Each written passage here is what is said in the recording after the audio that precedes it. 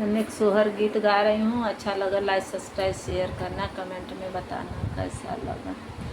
सोने के खरवा राजा दशरथ चुटुरु चुटुरु चाल खुटुरु खुटुरु चाल हो।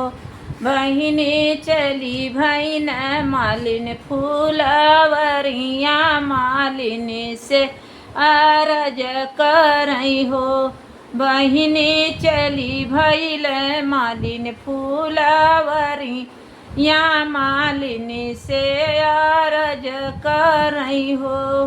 मालिन सगरो चुनरिया चाटकारा चरवा काहे धो मिलया चरवा काहे धो मिल हो।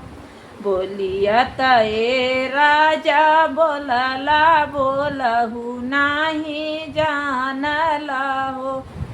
बोलिया तए राजा बोलला बोलहु न जानला हो।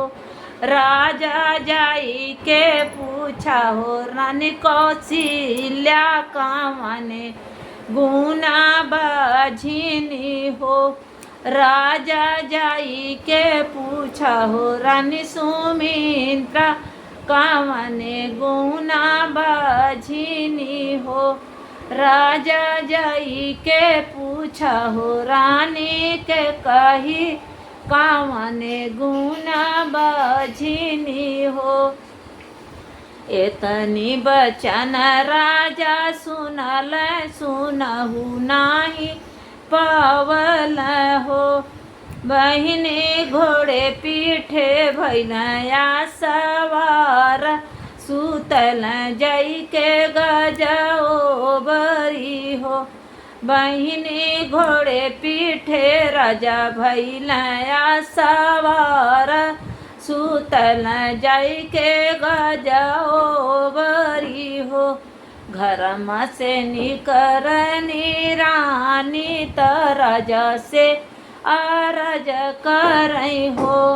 राजा कमन संकट तुहके परन सुतला गाज ओ बरी हो। राजा कमन संकट तुहके परन सुतला गज ओ बरी हो। रानिया जतिया कै बाटी मालिनिया बजर तनवा मारली हो। रनिया जतिया कै बाटी मालिनिया बजर तनवा मारली हो। राजा छोटा मोटा पेड़ावा कोहड़ावा त फरी के बदला गई हो। राजा छोटा मोटा पेड़ावा कोहड़ावा त फरी के बदला गई हो। राजा एक पेड़ सुरहुरी खजुरिया ताया को नाही फर फूल हो। राजा एक पेड़ सुरहुरी खजुरिया तया कौना ही फर फूल हो।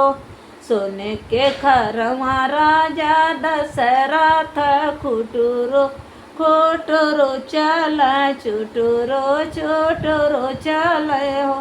बहिनी चली भैन मालिन फूलवरी या मालिनी से अरज करई हो। बहिनी चली भैल मालिन फूलवरी या मालिनी से अरज करई हो।